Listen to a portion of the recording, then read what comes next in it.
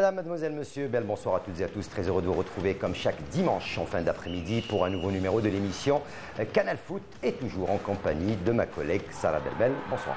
Bonsoir Hakim, bonsoir à nos téléspectateurs, bonsoir messieurs. Et pour ce 10e numéro de la saison, on parlera d'équipe nationale et le dernier stage avant la Coupe d'Afrique des Nations avec les 2 matchs amicaux au programme. On reviendra sur la conférence de presse qu'a animé le coach national. On parlera de l'équipe nationale à prime avec sa double confrontation avant la Coupe arabe qui se déroulera le mois de décembre prochain avec également Majid Bouguera qui a animé ce matin une conférence de presse et on parlera de nos 4 représentants algériens en compétition africaine qui connaissent désormais leur groupe respectif. On terminera avec de la Ligue 1 et les 4 matchs qui se sont joués hier et les 4 matchs qui se sont déroulés aujourd'hui. D'ailleurs, 2 matchs se jouent en ce moment même. Mais pour parler de tout ça, nous avons 2 spécialistes avec nous sur ce plateau, Hakim. Et en l'occurrence, notre ami et collègue, l'entraîneur de football, Ahmed Laribi. Très heureux de vous retrouver, Ahmed. Très heureux d'abord de vous retrouver, vous, dans cette émission, Sarah et notre cher ami Mourad. J'espère qu'on va passer un bon moment ensemble. On reviendra avec vous sur ce match que vous avez animé hier en compagnie de Sid Ahmed Bourayeb, la rencontre qui avait opposé le derby algérois entre l'USMA et le Shabab Riyadi de Belouizdad. Aïe Tahar, notre consultant, bonsoir. Bonsoir Hakim, bonsoir Sarah et bonsoir à notre ami Ahmed Laribi. Et puis Tahar qui s'est fatigué un peu avant l'émission comme ça pour être plus calme. Voilà, plus serein. Allez, on débute Sarah, donc avec, vous l'avez annoncé dans le sommaire, l'équipe nationale donc, de football qui s'apprête à se déplacer donc, en Arabie Saoudite pour préparer la Coupe d'Afrique des Nations avec ces 2 matchs d'application qu'aura à jouer donc, la sélection algérienne. Et Petkovic a annoncé la liste des joueurs qui feront le déplacement en Arabie Saoudite. Tout à fait, Hakim. Donc, c'était lors de la conférence de presse qu'a animé le coach national. Donc, il a annoncé la liste des joueurs. Mais avant ça, je crois qu'on va aller voir le jingle des aides.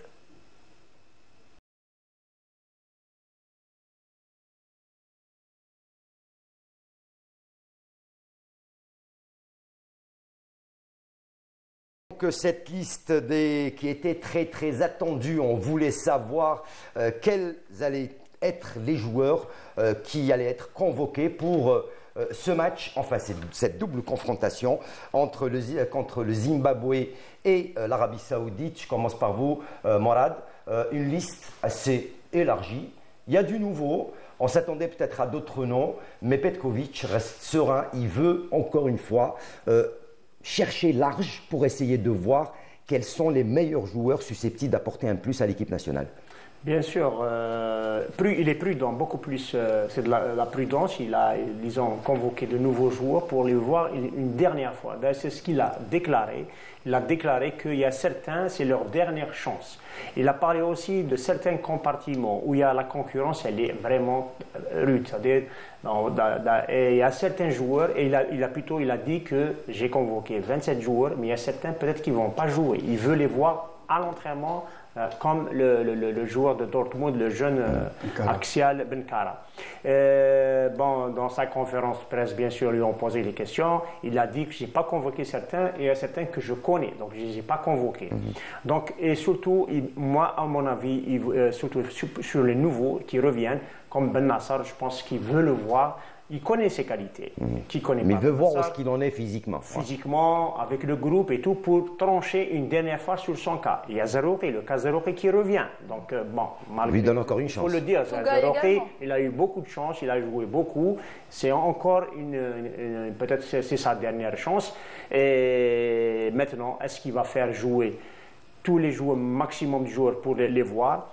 Mais il a parlé surtout de classement FIFA. Donc il a parlé de victoire. Il a insisté que notre équipe nationale doit gagner. Donc il a parlé de classement FIFA. Donc c'est pas pour... Parce qu'on attend encore le tirage au sort de la Coupe du Monde. Bien il sûr. n'a pas encore été fait. Donc moi je pense qu'il va faire jouer certains, mais il a toujours son équipe type dans sa tête. Ahmed? Oui, je pense que ça nécessite tout un débat parce que être sélectionneur, ça veut dire que vous faites un choix. Quand vous faites un choix, ça veut dire que vous passez à une étape d'élimination. Moi, il me semble que le retour de Ben Nassar, qu'on attendait depuis très longtemps, parce que c'est quelqu'un qui, pour moi, une pièce maîtresse au milieu de terrain, on en a besoin. Et puis il y a aussi le retour de Tetraoui. Tetraoui que j'ai toujours apprécié. C'est un élément qui a une formation de base vraiment très affûtée. Il est très intéressant dans le jeu. Et puis, vous savez, quand on parle, Morad a parlé du défenseur de Dortmund qui n'a que 18 ans. Donc on peut dire quelque part que Petkovic a choisi la liste d'avenir. Parce que c'est quelqu'un, moi personnellement, je n'ai pas vu jouer. Mais on parle beaucoup de bien de lui. C'est un axial avec un grand gabarit. Il est bon sur l'homme. Il est très disponible. Donc je pense que c'est une liste pour moi qui est très équilibrée. Une liste équilibrée, ce sera un test aussi pour ces joueurs, pour Petkovic, afin de définir la liste finale en note de nouveaux joueurs. Il y a des retours, mais si on parle aussi des absents. Ce matin, la FAF a communiqué sur l'absence de Rami Bensebaini pour cause de blessure. Il y a également Amin Gouiri qui a été blessé le match dernier, Yassine Benzia, Nabil Bentaleb, Youssef Belaili. Donc il y a aussi beaucoup d'absents sur cette liste de Petkovic. Est-ce que ça va peut-être impacter aussi sur le groupe, puisque même les absents, c'est quand même des titulaires qui sont absents aujourd'hui? Bon, on peut dire que Gouiri, il ne va pas jouer la Coupe d'Afrique. Ça, c'est voilà. C'est le médecin qui le dit. Oui, ça. C'est le médecin qui le dit. Il a fait une intervention sur son épaule, il ne peut pas. Il y a Bensebaini qui souffre du dos, il n'a pas été même convoqué, il n'a pas joué le dernier match en Coupe d'Allemagne, il n'a pas joué. Donc c'est prudent de ne pas faire jouer, de ne pas le convoquer. Mais Bensebaini, je pense peut-être qu'il sera là. Bon, on ne connaît pas le dossier médical, mais il sera là. Mais, c'est-à-dire, ce que je voulais rajouter, c'est que jouer, je l'ai souvent dit, jouer une phase finale, le choix de la liste, elle est très très difficile parce que c'est pas comme les éliminatoires de la Coupe d'Afrique ou la Coupe du Monde où tu as le temps de convoquer d'autres s'il y a des blessés. Là, tu dois choisir tes 27 ou 28 et il faut des figures. Il faut de la polyvalence, tu ne sais pas qu'est-ce qui peut arriver, tu joues chaque trois jours, il y a un match, donc tu vas faire jouer le maximum, tu vas faire tourner ton effectif, comme le disent les grands entraîneurs, si tu veux jouer un sac, c'est-à-dire arriver en finale ou la gagner, tu vas jouer 6 matchs. Et en 6 matchs, en 25 jours, tu ne peux pas jouer avec 12, 13, 14, 15 jours. Tu es obligé de faire tourner l'effectif. Donc c'est là qu'il ne faut pas se tromper. Donc c'est pour ça qu'il a convoqué de nouveau, il a enlevé certains, peut-être pour les reconvoquer. Et vous avez parlé de blessures. La Coupe d'Afrique, c'est dans un mois. Tout peut arriver. Inch'Allah, il n'y aura pas de blessures pour nos internationaux. Mais dans les championnats étrangers, ça commence à chauffer. Allez, justement, qu'est-ce qu'avait dit Vladimir Petkovic lors de la conférence de presse en ce qui concerne cette sélection et ses convocations? On l'écoute et on revient. On dovrebbe dimostrare la volontà di conoscere e rinforzare la visione futura. Et cette convocation veut être la démonstration qu'on veut démontrer, excusez le jeu de paroles et de mots, une vision future. Non si tratta di discutere le esclusioni. Il ne s'agit pas de discuter des mises à l'écart. Che non sono definitive. Qui ne sont pas définitives. Ma da avere una visione globale. Mais qui nous donne la possibilité d'avoir une vision globale.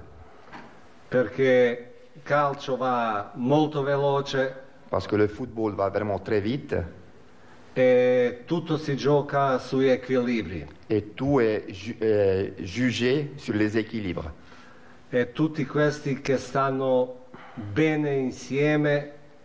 Et tous ces joueurs qui sont bien ensemble. Mi interessano di più. E migliori che stanno insieme saranno anche portati in avanti. Et c'est la chose qui m'intéresse le plus. Et les joueurs qui sont bien ensemble seront aussi les joueurs qui viendront à la prochaine CAN. Voilà, c'était le coach national qui vient de parler, qui a parlé de ses choix. Et voilà, tout est une question d'équilibre, c'est ce qu'a dit le coach Ahmed. Oui, le football a toujours été une sorte d'équilibre, parce que quand vous créez un déséquilibre, vous passez à la trappe. Je pense que ce qu'il a dit est vraiment très nécessaire pour cette sélection.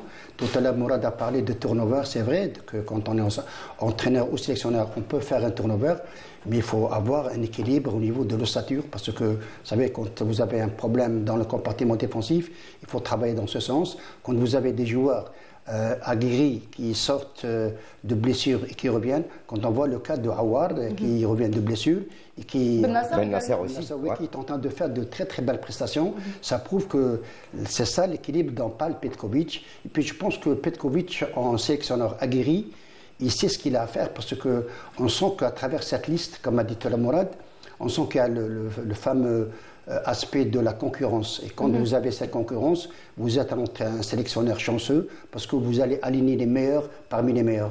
Et c'est uniquement la liste des joueurs qui vont participer à la double confrontation, plutôt aux 2 matchs amicaux, donc prévu le 13 et le 18 novembre prochain à l'ultime stade. Sinon, pour ce qui est de la liste finale, on vous laisse écouter le coach national.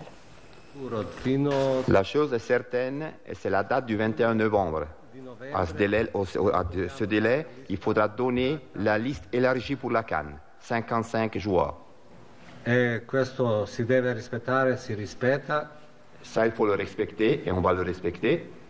E dopo... Et comme d'habitude, on va baisser le nombre de joueurs avec le temps qui passe. Diminuisce il numero dei giocatori papabili. Et avant qu'on commence la préparation avec les joueurs, la liste de 28 joueurs sera connue. Sarà conosciuta. Voilà, il vient de le déclarer. 55 joueurs seront, la liste sera transmise à la FIFA. Par contre, après, il va falloir choisir les 28. Bien sûr. C'est compliqué. Avant la phase, c'est très bien compliqué. sûr, c'est ça. Bon, avant la phase, bien sûr, il y a beaucoup de critères, dont les critères de performance, là, ça c'est clair. Mais je pense que Petkovic, il a une idée sur son équipe type, sur les 14-15 joueurs, mais surtout, comme je l'ai dit tout à l'heure, c'est les doublures, comment gérer le groupe et tout. Ça va être difficile le choix. C'est vrai que donner une liste de 28 joueurs sur les 55, c'est toujours difficile d'enlever des joueurs.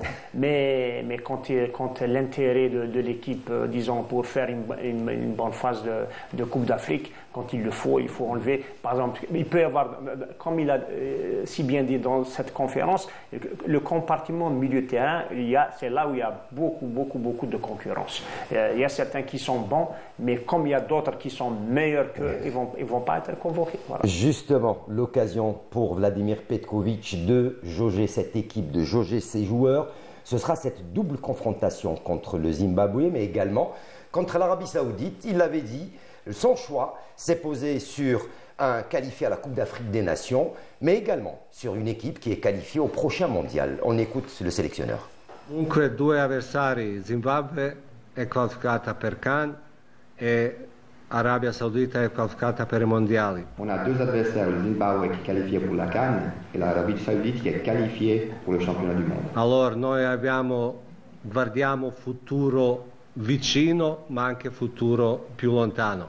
Donc, dans l'analyse, il y a un futur proche, mais il y a aussi un futur plus lointain. E strategicamente è interessante per la mia squadra di saper comportarsi in diverse maniere contro diversi avversari. Et sur le plan stratégique, c'est bien pour mon équipe de pouvoir affronter de différentes équipes avec des systèmes différents. E sicuramente anche per noi, come probabilmente faremo anche adesso, facciamo in maniera diversa e con giocatori diversi in 2 partite. Et ce qu'on va faire pendant ces 2 matchs, c'est qu'on va changer un petit peu, on va adapter notre style de jeu pour essayer aussi d'autres choses. Voilà, il compte adapter son style de jeu face au Zimbabwe, face à l'Arabie Saoudite, devant 2 écoles de football différentes. Déjà, tout d'abord, si on parle un peu de ce choix, ces 2 équipes, donc que pensez-vous du Zimbabwe et de l'Arabie Saoudite? Oui, vous savez, quand on a des partenaires pareils, ça ne peut pas se faire rapidement comme ça, du jour au lendemain. Ça se fait après une mûre réflexion, avec étude avec le staff technique à l'ensemble. Puis le choix de Zimbabwe, qui est classé, je pense, 128e mondialement. C'est une équipe africaine et nous, on va jouer en Afrique. Puis concernant l'Arabie Saoudite, moi j'ai eu l'occasion de voir le style de jeu de cette équipe de l'Arabie Saoudite par rapport à Hervé Renard qui a un style, un aspect beaucoup plus technico-tactique. Il me semble que l'Arabie Saoudite est un très bon partenaire pour l'équipe algérienne. Et puis, j'ai entendu Petkovic parler de concurrence, ça c'est très important. Moi il me semble que Petkovic sait ce qu'il veut et il sait ce qu'il a à faire. Et surtout qu'en plus, le Zimbabwe a changé d'entraîneur, hein, donc ils ont ramené le Roumain, donc, qui prend la tête de cette équipe. On va aller voir et écouter ce sujet concernant les 2 adversaires de l'Algérie, à savoir le Zimbabwe, mais également l'Arabie Saoudite. Le sujet est signé Sid Ahmed Bouraïb. La ligne droite pour l'équipe nationale avant la Coupe d'Afrique des Nations. Au menu de ce mois de novembre, le Zimbabwe et l'Arabie Saoudite. Deux équipes au profil complètement différent. Une aubaine pour Petkovic afin de tester son équipe face à plusieurs styles de jeu. Premier test, le Zimbabwe, un adversaire issu du continent africain, une équipe physique, énergique et disciplinée qui participera pour la 5e fois de son histoire à une Coupe d'Afrique des Nations. Petkovic fera face à une équipe qui aime laisser le ballon à son adversaire et procéder par des contres. La majorité des joueurs zimbabwéens évoluent dans le championnat sud-africain, l'un des plus relevés du continent. Une équipe à ne surtout pas sous-estimer et les enseignements tirés de cette confrontation ne seront que bénéfiques pour Petkovic et son staff. Sensationnel lors du dernier mondial, l'Arabie Saoudite sera le deuxième adversaire des Verts.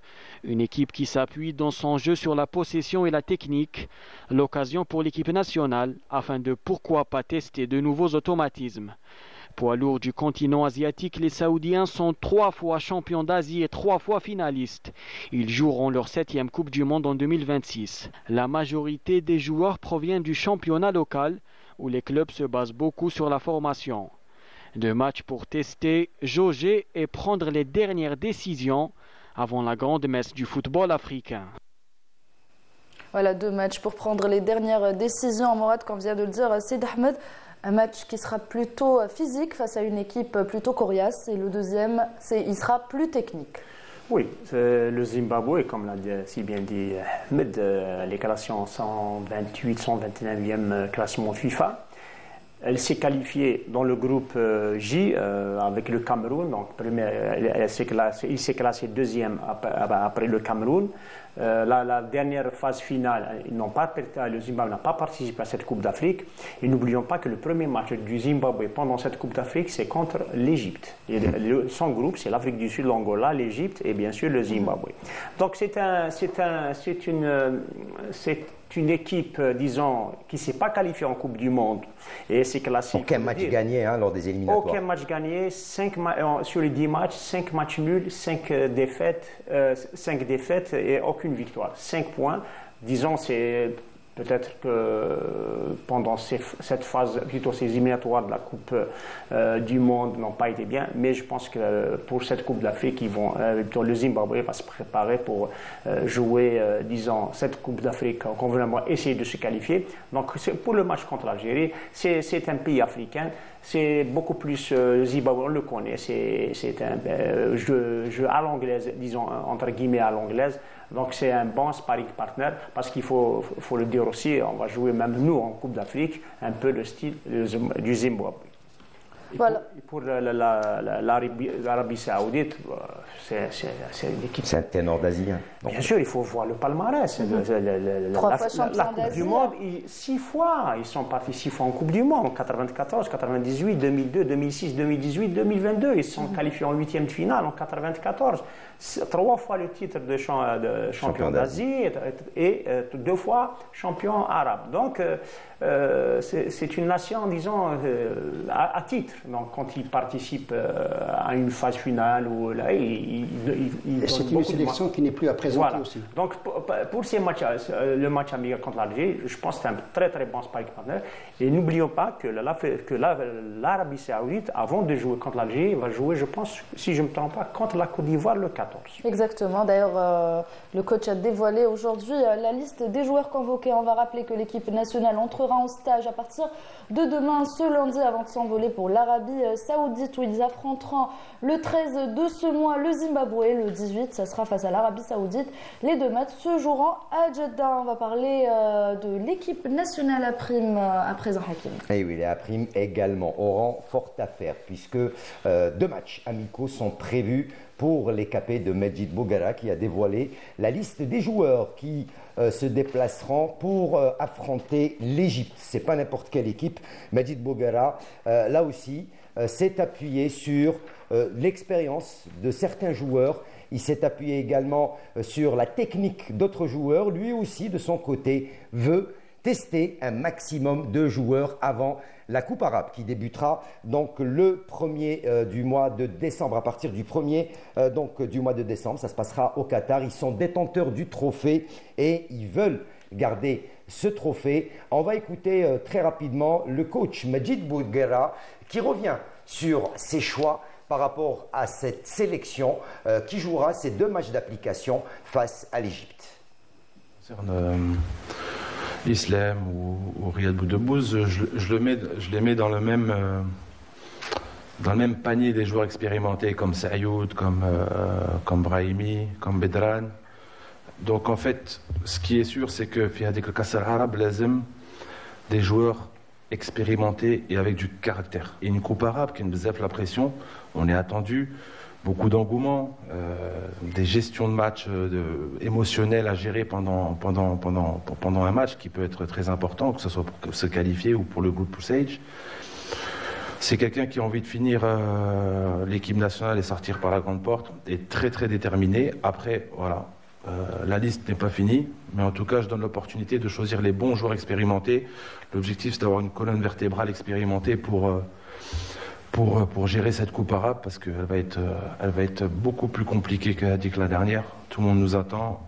Non, ce qui est prévu avec le coach Petkovic, c'est qu'après cette date FIFA, on doit avoir une réunion pour savoir quels joueurs iront à la CAN ou pas, et quels joueurs seraient disponibles pour moi à la coupe arabe. Donc c'est à partir de là que je pourrais rentrer en contact avec les joueurs et leur proposer l'opportunité de venir à la coupe arabe. Et je sais que la plupart d'eux, ceux qui seront disponibles, voudront jouer en coupe arabe. Donc non, Youssef, il n'y a eu aucune communication. Ni je l'ai appelé, ni il m'a appelé. Moi, je suis dans mon coin, j'attends avec impatience quel choix sera disponible selon les choix du coach. Et là, on rentre dans le vif du sujet, parce qu'on a le Farik Tamassar qui a constitué une équipe spéciale pour la coupe arabe. Fihadi el Farik, on a 12 joueurs qui ont joué déjà en équipe A, des joueurs de l'équipe A, dans le passé ou même dans le présent, très proche. Il y a 7 joueurs qui étaient aussi à la dernière coupe arabe. Une équipe expérimentée, de qualité, déterminée de faire quelque chose Fihadi el Arabe. Et un bon test avec une équipe et un match qui va être de haut niveau, une équipe très agressive, très expérimentée, très malin, très bon techniquement. Ils ont fait des bons résultats justement contre la Tunisie, ils ont gagné 2 matchs à domicile 3-0, 1-0. C'est l'objectif c'est justement de mettre les joueurs dans le bain de la coupe arabe avec beaucoup plus d'intensité. Non, c'est pas la liste finale. Ça c'est sûr. Déjà la liste finale, on n'aura droit qu'à 23 joueurs, gardiens compris, une liste de 23. Donc voilà, l'opportunité aussi du dernier stage. Vous avez vu, il y a des nouveaux joueurs que j'ai envie de voir aussi pour ce dernier stage. On a eu l'opportunité de donner la chance à d'autres joueurs sur le dernier stage, d'autres sur ce stage-là, et Inch'Allah tout faire pour faire la liste, la meilleure liste pour qu'on puisse aller défendre ce titre, Inch'Allah. Et donc voilà, il y a encore des ouvertures sur certains postes. À 80%, 70%, 80%, j'ai déjà mon équipe en tête, la liste en tête. Donc il y a quelques postes où que je me donne plus de temps, et à travers ce stage décider, Inch'Allah. Voilà, donc le coach est revenu sur la liste, sur cette double confrontation face à l'Égypte et surtout sur son objectif lors de cette coupe arabe.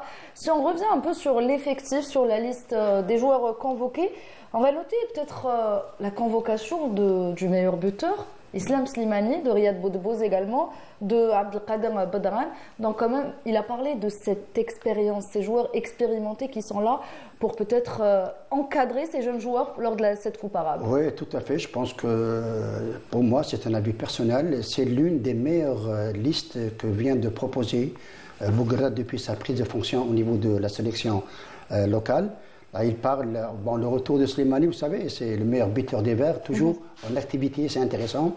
Le retour de Boudebouz, qui je trouve vraiment très intéressant parce que... Deux anciens. Oui, deux anciens sur lesquels il essaye, ils apportent cette capacité d'expérience, d'être les leaders sur le terrain, en dehors, tout ce qui s'ensuit.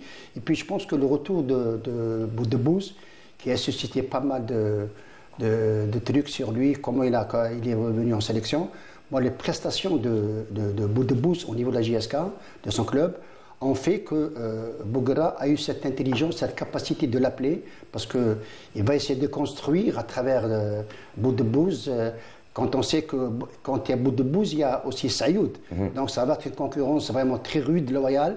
Et je pense que cette liste, pour moi, elle est la meilleure sur le plan de la qualité individuelle, du vécu et de l'expérience. Et en plus, il l'a dit, hein, donc Tahar, il avait dit que après ce stage, les joueurs qui ne seront peut-être pas sélectionnés en équipe A', il pourra peut-être les récupérer pour pouvoir les emmener avec lui donc à cette Coupe arabe au Qatar. Oui. Donc il y a toujours une chance puisqu'il travaille en collaboration directe avec Petkovic. Ceux qui ne seront pas convoqués en équipe A, bien sûr, et ils pourront être reversés en A'.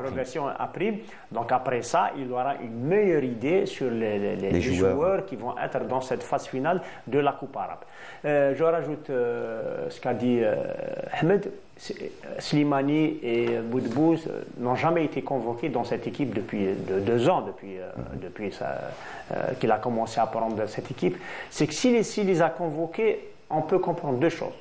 Soit il n'a pas trouvé, peut-être, dans ce poste, comme Slimani avant-centre, le buteur.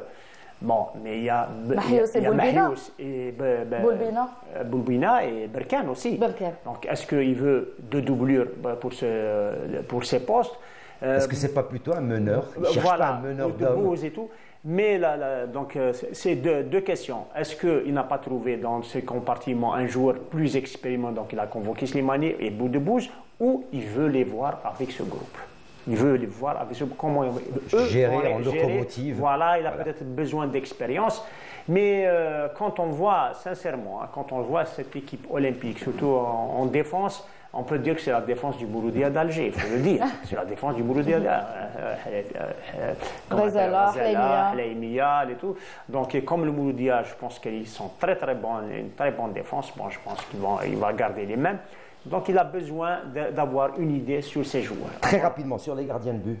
Alors on retrouve Hadid, on retrouve également Farid Chaal, mais également Youbarayan, Yesli. Donc oui, 3 gardiens qui jouent au Canada.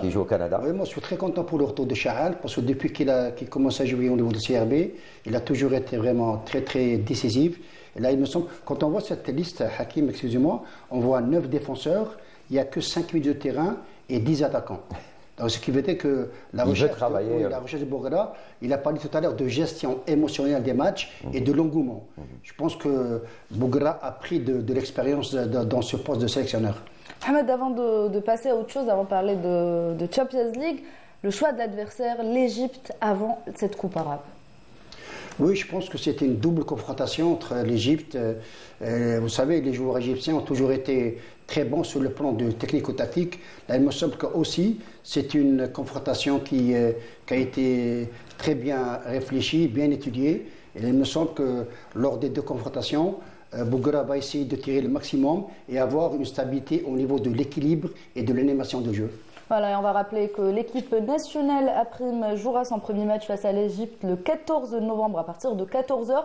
Le deuxième se jouera le lundi 17 novembre à partir de 16h au stade El Salem du Caire. Et tout de suite, on va parler de compétition africaine.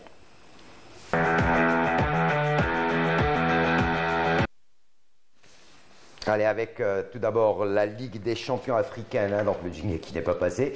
La Ligue des champions africaine, les 2 représentants algériens, à savoir le Mouloudia d'Alger et la GS Kabylie, qui connaissent leur adversaire. On peut dire qu'ils n'ont pas été gâtés. Avec Tahar, on va voir dans quelques instants ce tirage au sort. Mais la GS Kabylie est tombée sur du lourd. Le Mouloudia, pour sa part, même s'il a quand même 2 grosses formations, ça reste jouable pour les deux formations, et le Mouloudia d'Alger et la GS Kabylie.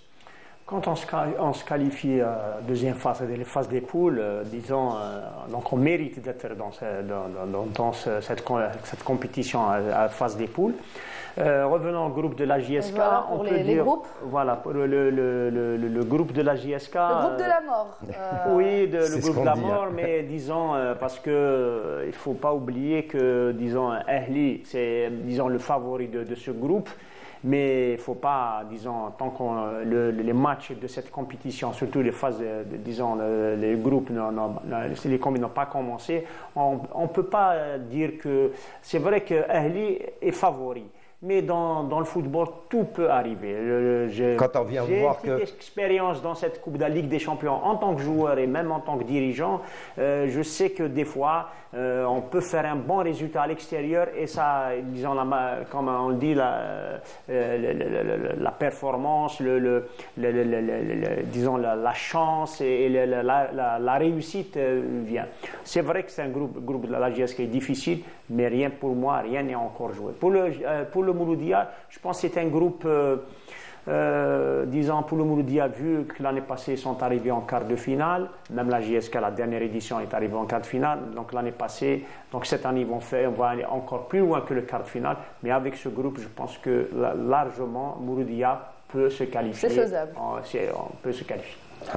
Oui, je pense, je suis du même avis que notre frère Mourad. C'est vrai que la JSK est dans un groupe compliqué, difficile.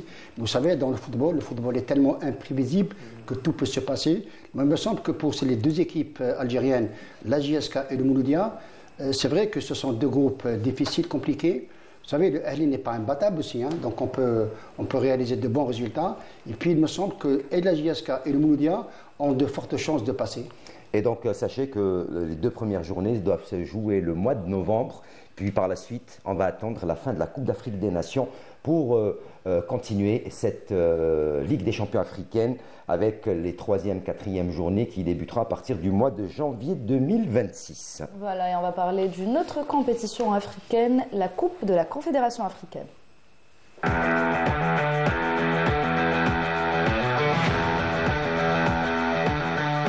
Et voilà nos 2 représentants algériens, à savoir l'USM Alger et le Shabab Riyadi de Belouizdad, ont hérité respectivement des groupes... J'ai dit une erreur? Non, pas du tout. Voilà, j'ai eu peur. Pas du tout, j'attendais la suite. Alors, hérité des groupes A et C, donc voilà, les groupes Ahmed. Donc déjà, que pensez-vous des adversaires de l'USM Alger? Oui, par rapport à la Champions League, il y a je pense que et le CRB et l'USM Alger ont au risque de me tromper, ils ont de très très bonnes chances d'aller très très loin dans cette Coupe d'Afrique. Des adversaires plutôt abordables. Pourquoi? Parce que d'abord le CRB elle a un effectif très riche, il y a de la qualité individuelle, il y a un groupe, il y a une animation, il y a une envie aussi. L'USM Alger aussi, c'est une équipe qui connaît très bien cette compétition pour l'avoir remportée. Donc je pense que les 2 équipes ont de fortes chances et ça peut les mener très très loin. Mourad, de groupe plutôt, on va dire, abordable pour les 2 équipes. Si on parle un peu de cette équipe du USM Alger qui a un peu plus d'expérience et surtout avec un entraîneur qui a déjà remporté le trophée. L'entraîneur et les joueurs aussi qui ont remporté. Mais pas tous. Alilat, oui, quand vous avez plus de 50%, et peut-être les joueurs qui sont venus sont peut-être meilleurs que ceux qui étaient il y a 3 ans. Quand vous avez toujours Alilat, vous avez toujours Ben Bot, vous avez toujours Ben Zaza, c'est ça? Ben Zaza. Voilà, donc c'est des joueurs. L'Afrique, c'est l'apprentissage. Et quand il y a eu l'apprentissage et l'USMA a remporté cette coupe, je pense que l'expérience est liée maintenant.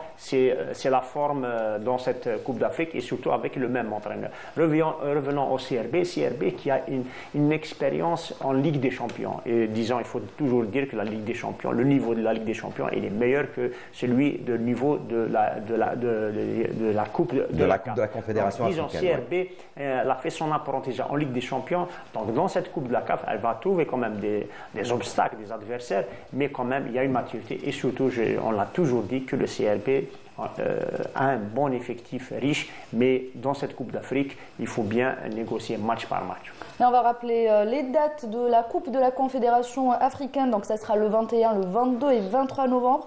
Une semaine plus tard, il jouera la 2e journée, donc le 28, 29 et 30 novembre, et la reprise est prévue en janvier après la phase finale de la Coupe d'Afrique des Nations. En tout cas, bon courage à nos 4 représentants algériens en compétition africaine. Tout de suite, on va parler de Ligue 1.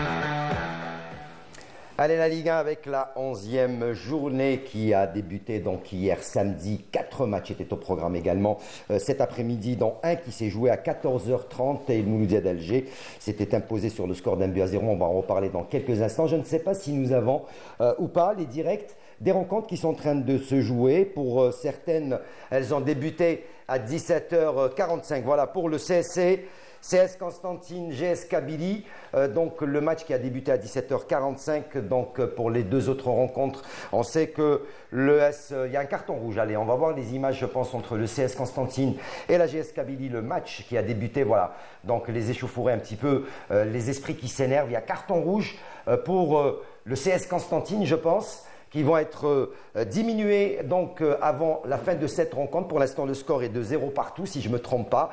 Dans les autres rencontres, l'ES Ben Aknoun qui mène devant l'ASO Schleuf, la rencontre a débuté à 17h45, et le Paradou Athletic Club qui, lui, mène devant la JS Saoura à Béchar, 1-0. On sait que les Bécharis sont intraitables à domicile, donc rien n'est encore fait. Le match vient à peine de commencer, donc on joue pratiquement la première mi-temps. Il reste encore un long, donc une grosse deuxième mi-temps pour avoir les résultats complets de ces rencontres. On va débuter donc par les rencontres qui se sont jouées hier samedi Sahara, et on débute avec le derby. Le derby algérois entre l'USM Alger et le Shabab Riadi de Belouizdad, ou plutôt le contraire, c'était le CRB qui recevait l'USM Alger, un match qui s'est soldé par un score de parité de 0 partout. Les deux équipes se sont partagées le point du nul. D'ailleurs, ils se positionnent à la 7e et 8e place au classement. On va voir le résumé de cette rencontre signé Soud Ahmed Bouraïb et on revient juste après. Kdad. Boukrchaoui lève la tête. Il cherche Khassef face à Benbout. Khassef et Benbout, le sauvetage. Hors-jeu. Il y avait encore position d'hors-jeu, mais Khassef se retrouve pour la deuxième fois dans cette position. Oui, parce que ce qu'a prévu Ramovic pour ce match, il a présenté un 11 pour moi très équilibré. Et puis on sent qu'ils sont portés vers l'offensif, c'est-à-dire travailler dans la verticalité, dans la profondeur. Et ça fait mal à l'USM Alger qui, jusqu'à présent... Daraoui pour Recha. Recha face à Kdad. Qu'est-ce qu'il va faire, Recha? Il va tirer, Recha! Et Chaal qui sort ce ballon. C'est bien ce que fait Recha. Il était en opposition face à Kdad. Là, on voit, appel de balle dans l'espace. Kdad en opposition. Là, il tire. Et Chaal qui sort le ballon. Pour ce coup franc, non, Khassef, il va le tenter directement. Ça passe à côté. Plus que ça. Parce qu'il était dans la trajectoire. Il a fermé l'angle gauche. Radouani. Mrili. Attention, mauvaise passe. Récupération, le tir.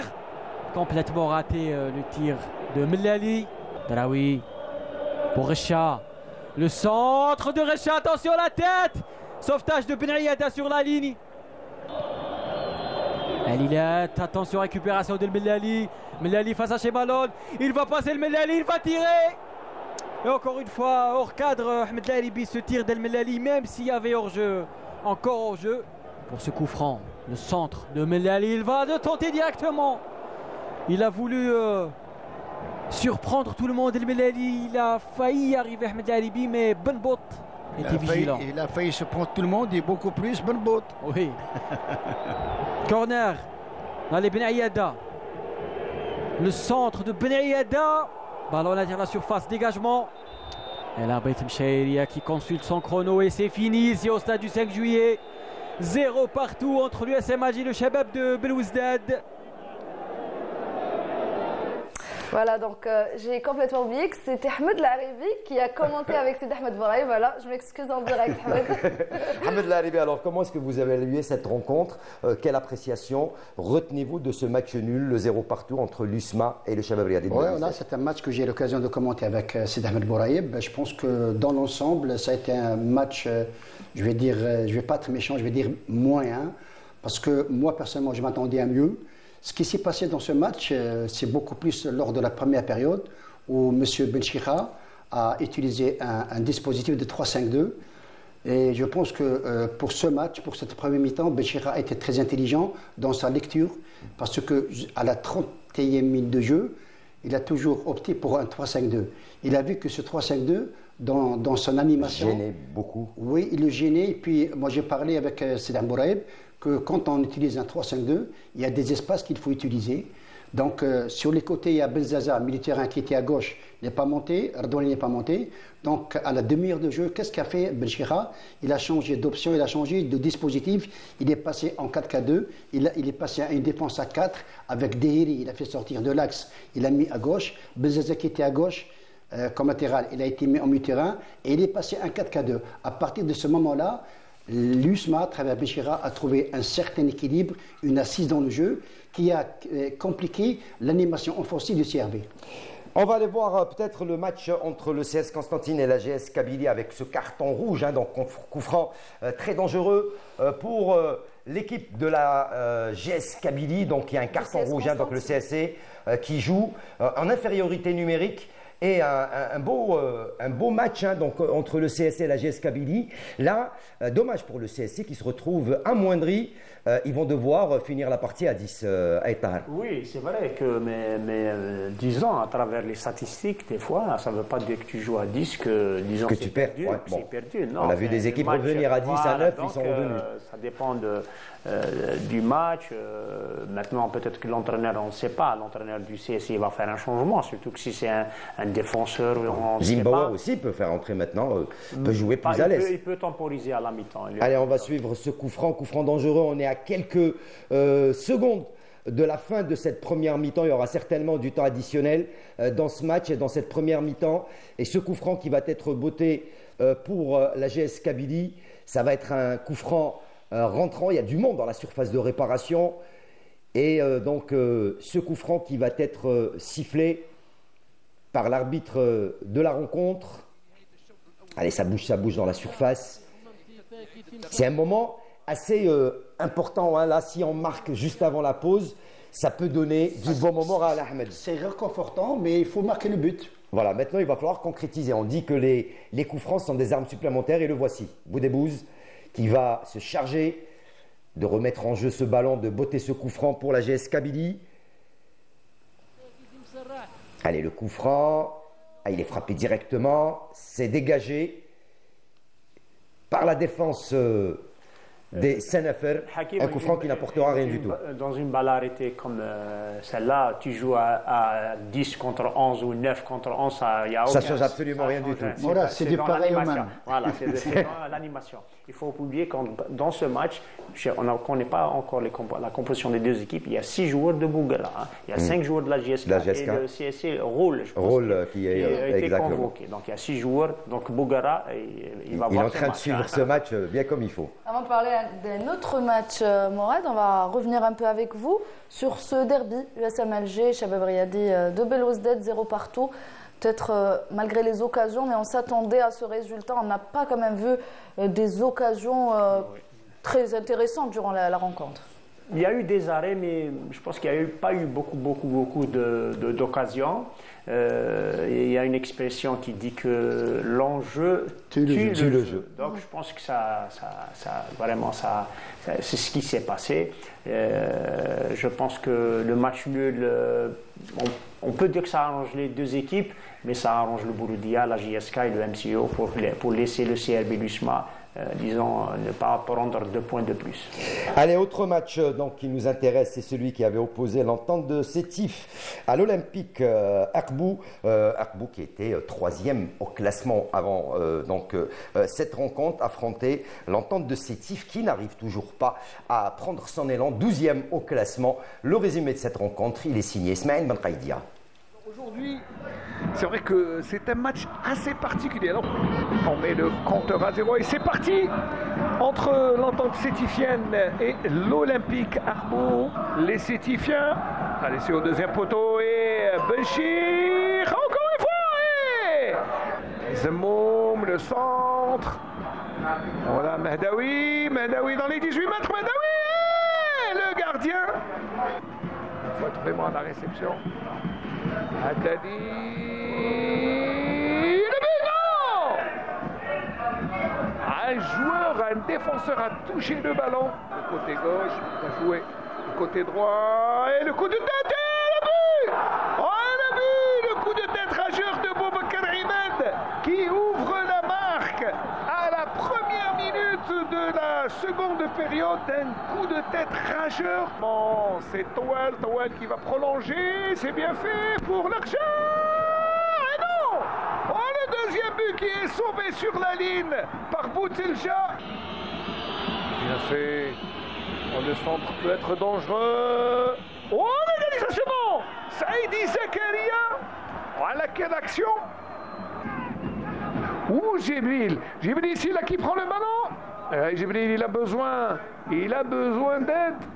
Et Bekekchi. L'action est toujours dangereuse, le ballon. Ouais, l'Argent, le tiré, le gardien. Encore une fois, le gardien Benchir qui détourne le contre. Non, il revient sur Hicham Messiad en profondeur, c'est bien joué. Et le ballon n'est pas sorti. C'est Diri, le ballon en cloche et le tir de Mehdaoui, non. Bouchama qui tire. Oh, quel tir de Bouchama. Il est monté. Allez, le ballon. Encore une fois, attention à la remise. Et le but. Oh, le but. Avec l'égalisation, je n'ai pas encore vu le joueur, mais je pense que c'est Herbi. Et l'égalisation akboussienne. Ah là, c'est terminé. Un but partout entre l'entente de Sétif et l'Olympique Akbou. Monsieur Azrin, qui vient de... Un but partout, un score et un résultat qui, comme pour le premier match, le 0-0, n'arrange pas les affaires. Ahmed Laribi des deux formations. L'Olympique Akbou qui se maintient sur le podium. Par contre, ça n'arrange pas les affaires de l'entente de Sétif. Oui, tout à fait. Je pense que c'est un bon nul obtenu par Akbou. Akbou qui... depuis très longtemps, quelques matchs, est en train d'afficher une belle forme.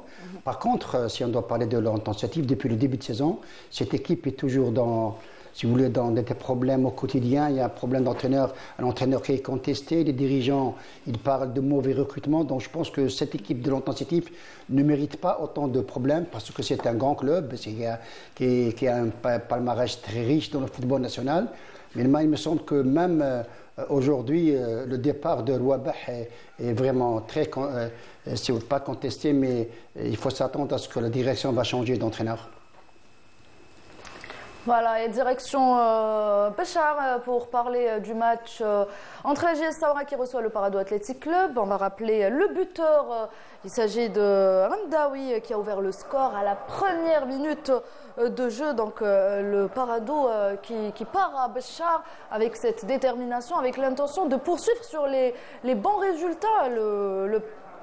Le Parado qui joue la 39e minute de jeu et comme on l'a dit tout à l'heure Mourad, c'est très difficile de battre cette équipe même si le match n'est toujours pas terminé. Mais Zeda, ouvrir le score à la première minute de jeu, c'est déjà quand même le Parado qui annonce une bonne intention. C'est vrai que Saoura, de battre Saoura à Saoura, c'est toujours difficile. Le dernier match que la GSK a fait à Saoura menait 2-0 et le Saoura a égalisé. Le match s'est terminé à 2 buts partout. Donc c'est pour vous dire que Saoura n'abandonne jamais. Et 1-0, c'est pas un score, disons, à 20 ou 30 minutes ou à une mi-temps de la fin du match de dire on a gagné. La preuve, c'est le Sétif mené 1-0 à la dernière minute, le Akbou qui égalise. Mais le sens de ma question était plus par rapport au début du Parado Athletic Club, quand on voit le parcours. Oui, bien sûr. Voilà. Quand on gagne un match et on a un autre match comme aujourd'hui à Saoura, disons, il n'y a plus le doute, il n'y a plus la peur de mal faire, donc il y a une bonne ambiance. Et bon. But à Béchar, direction à Béchar pour voir le but. Voilà, c'est le deuxième du Parado Athletic Club. Voilà, vous disiez qu'un n'était pas suffisant. Voilà le Parado qui rajoute le deuxième. Voilà, il faut un troisième. Voilà, il faudra un troisième. L'égalisation aussi. Pardon Mourad, et s'ils arrivent à gagner aujourd'hui, ils vont aligner une troisième victoire consécutive. Mais attention, on n'oublie pas que Béchar reste une équipe intraitable à domicile. Pour les deux autres rencontres, donc 0-0 à la mi-temps entre le CS Constantine et la GS Kabylie. Et puis donc Ben Aknoun qui mène toujours face à l'AS Schleuf 1-0 après la fin de la première mi-temps. Voilà, et on va passer peut-être à un autre match, Hakim, celui qui a opposé l'USM Khenchela à l'USM Mostaganem. Donc Khenchela qui renoue avec la victoire. Mostaganem, avant-dernier au classement, poursuit avec les mauvais résultats. Donc on vous laisse avec ce résumé signé Fatah Abada.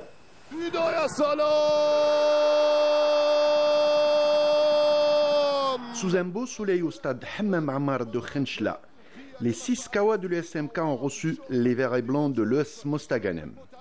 Les locaux sont vite rentrés dans le vif du sujet.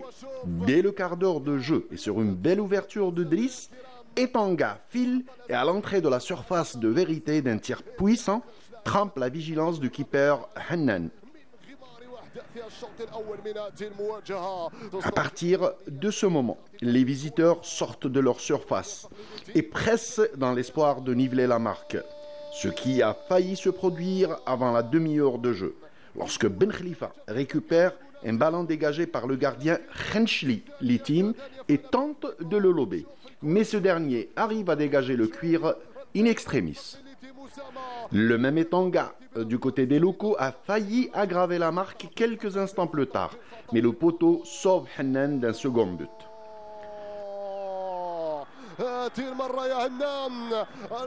La seconde période démarre comme la première. Le centre-avant Khenchli Djaouchi se retrouve seul dans les 6 mètres adverses et tente de lober Hannan, mais le gardien Mostaganemois le devance et capte le cuir. Mathiouti, à son tour, s'échappe du rang central et sert Djaouchi, mais le tir de ce dernier est détourné par la défense adverse. Et c'est sur le score d'1-0 que le référé Lotfi Boukwassa siffle la fin de cette rencontre.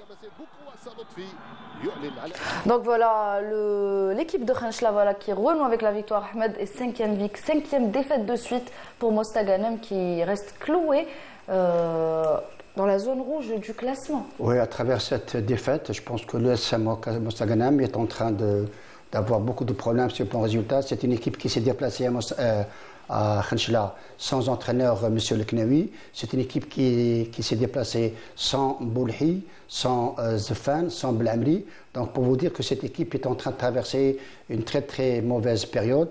Je pense que Khenchla a renoué avec les victoires. Khenchla qui possède en son sein de très très bons joueurs avec de bonnes qualités individuelles. Autre équipe qui revient très très fort après ces 11 journées de championnat, c'est le MC Oran qui a cartonné, lui, chez le MB Ruisset. Le résumé de cette rencontre, il est signé Ramzi Mhamdi.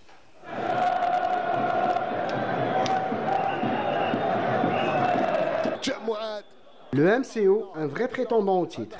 En effet, les Hamraois se sont largement imposés 3-1 en balayant Ruisset à domicile. Et c'est dès la 17e minute que l'excellent Rahel inscrira le premier but de son équipe devant des défenseurs du MBR complètement à l'ouest. Sonnés, les locaux parviendront à égaliser sur coup franc de Fataou à la 43e minute, une égalisation qui aurait pu donner des ailes aux joueurs de Louis VII, mais c'est tout à fait le contraire qui se produit. Ainsi, en seconde période, Alien répond au coup franc direct de Fataou et donne l'avantage aux Oranais à la 71e minute qui assemble littéralement les locaux. 5 minutes plus tard, Boukhlda, buteur sur l'ouverture du score du MCO, se transforme en passeur décisif pour Hamra qui annule les derniers espoirs du MBR d'égaliser. Une victoire logique pour le MCO qui voit tout haut vers les sommets alors que le MBR 7, en plus de vivre une situation compliquée en interne, commence déjà à piquer du nez. Allons poser Morad, une belle victoire. Voilà, ça a discuté un peu sur ce plateau. Bah oui. Mouloudi Adoran, avec cette belle victoire, 3-1 à l'extérieur devant le MBR 7. Le MBR 7 qui commence à chuter, à perdre des rencontres après un bon début de saison. C'est vrai que Ruisset, depuis le départ de Amrani, des problèmes et tout, donc c'est la deuxième ou la troisième défaite consécutive, donc c'est difficile pour Ruisset. J'espère qu'ils vont reprendre et il ne faut pas enlever le mérite du MCO après cette victoire. MCO on voit que cette année, sincèrement, ils jouent bien, surtout à domicile. Ils font un très très bon match. Ils ont deux bons buteurs, Moulay et Aoudjan, et surtout le numéro 10, on a parlé de ça, Boukhalda. Et ma réponse, avant que vous me posiez cette question, le but de Alian, pour la deuxième émission de pour suite. Moi, le meilleur but de cette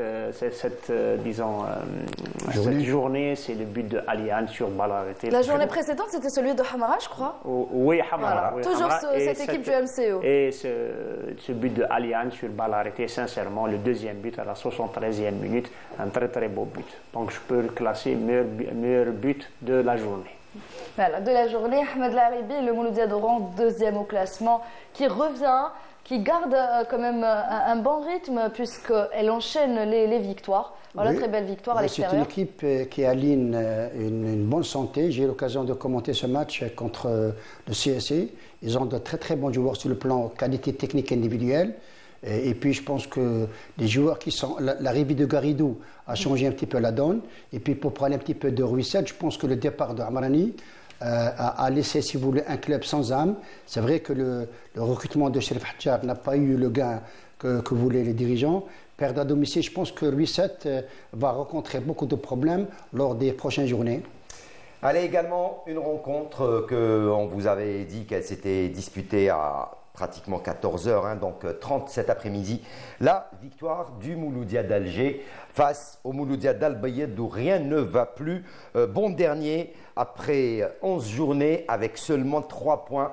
Al-Bayed qui est en train de s'enfoncer directement vers la Ligue 2 avant la fin de cette phase. Elle est pratiquement...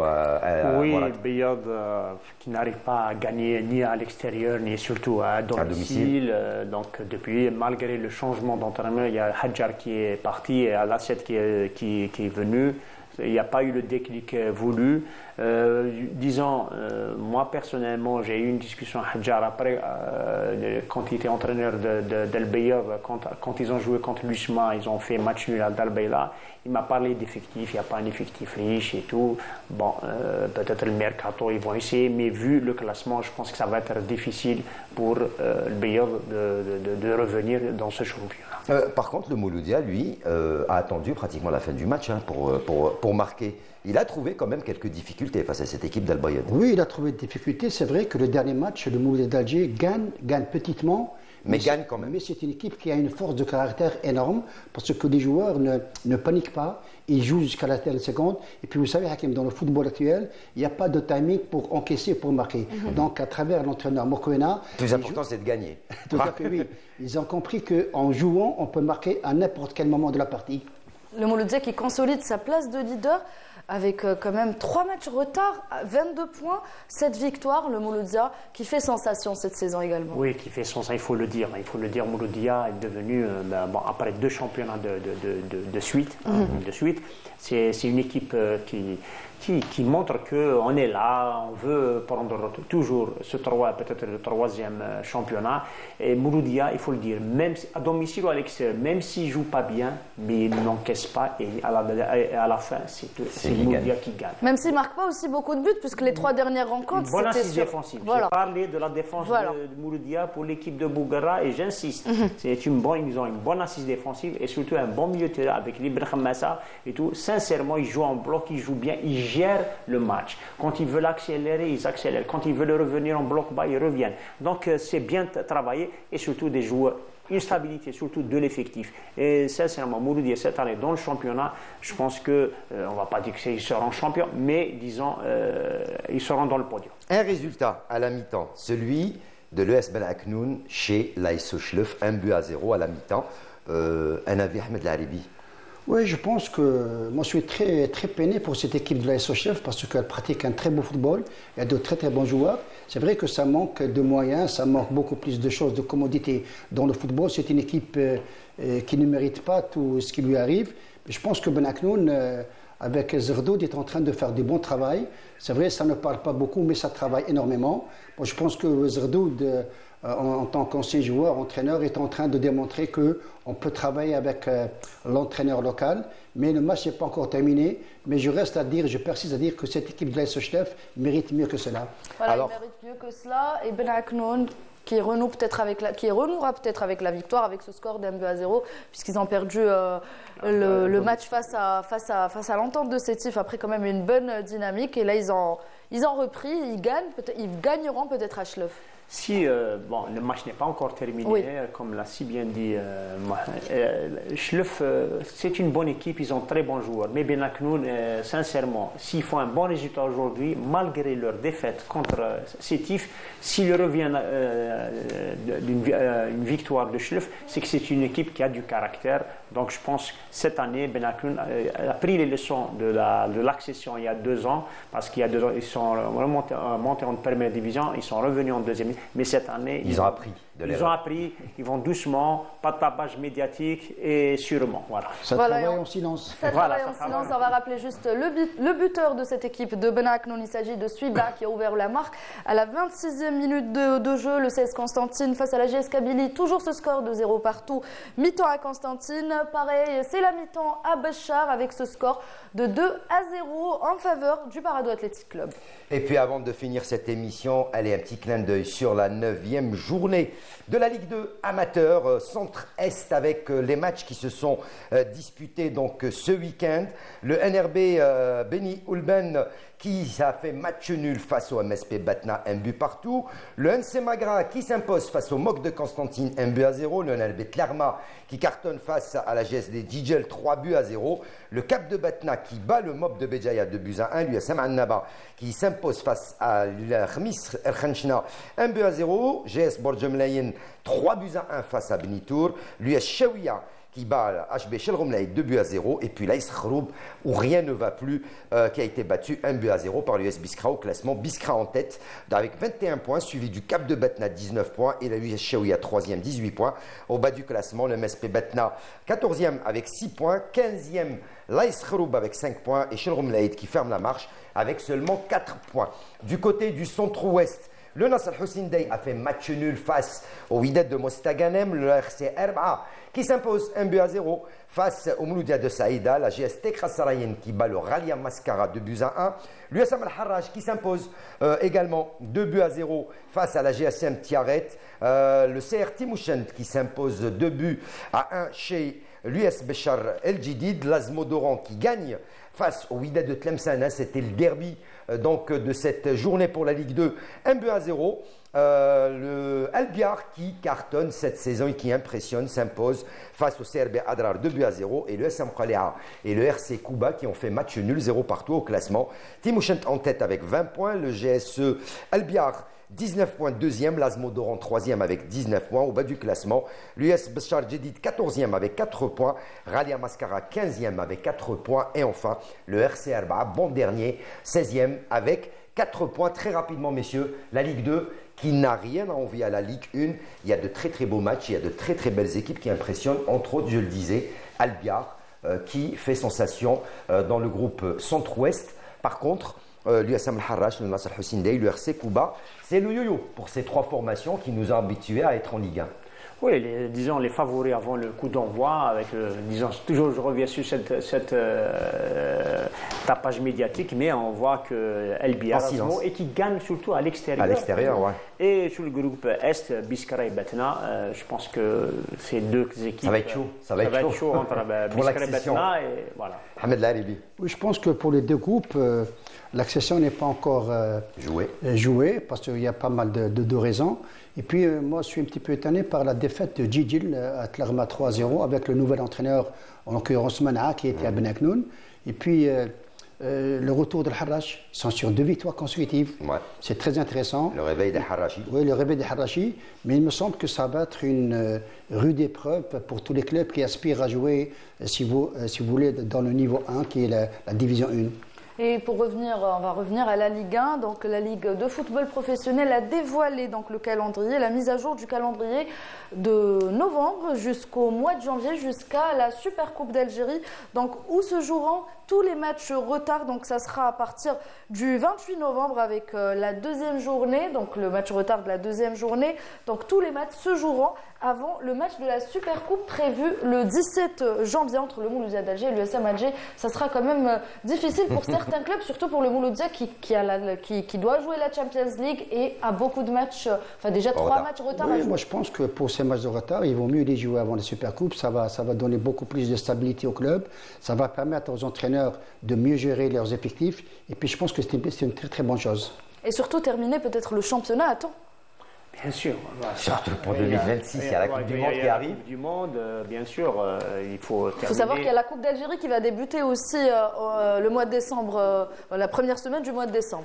Oui, c'est ça, disons, surtout quand il y a 4 clubs du championnat qui jouent la Ligue, les coupes africaines, il y aura toujours ce problème de match retard et tout. Et Inch'Allah, les 4 clubs seront, ils vont aller le plus loin possible, même s'il y a des matchs de retard. L'essentiel, c'est le football algérien qui sera, disons, bien sur représenté. le toit de l'Afrique. Voilà, sur le plan africain. Qui revient sur le plan africain. Allez, avant de vous quitter, avant de terminer cette émission, on rappellera les résultats donc, des rencontres qui ont débuté à 17h45.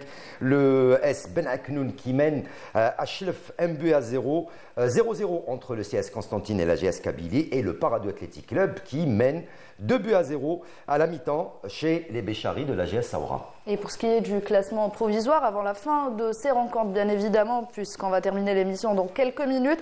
Donc le Mouloudia d'Alger, premier au classement. Et on que Chlef a égalisé avec face à Ben Aknoun, hein, voilà. Voilà, donc Chlef vient d'égaliser face à Ben Aknoun. Donc je disais Mouloudia d'Alger, leader de ce championnat avec 22 points.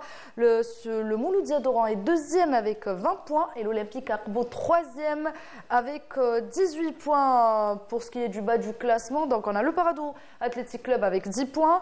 Le S Mostaganem 15e au classement avec 8 points. Et le Mouloudia d'Al-Bayed dernier avec seulement 3 petits points. Merci à toi Sarah, merci messieurs d'avoir été avec nous. Merci à vous. Merci à toute l'équipe technique de la Régie 7 qui nous a accompagnés ce soir, à leur tête notre réalisateur Reda Amiri, notre script Radia Chabna et puis notre rédacteur en chef Mortal Hamani qui était dans nos oreilles. Merci à vous de nous avoir reçus chez vous, de nous avoir accueillis. Prochain rendez-vous sport, donc ce lundi avec l'émission 52 chrono. Quant à nous, on se retrouve dimanche prochain, même heure, même chaîne. Ciao, bonsoir. Dans quelques instants, le journal d'information de Canal Algérie. Ciao, bonsoir.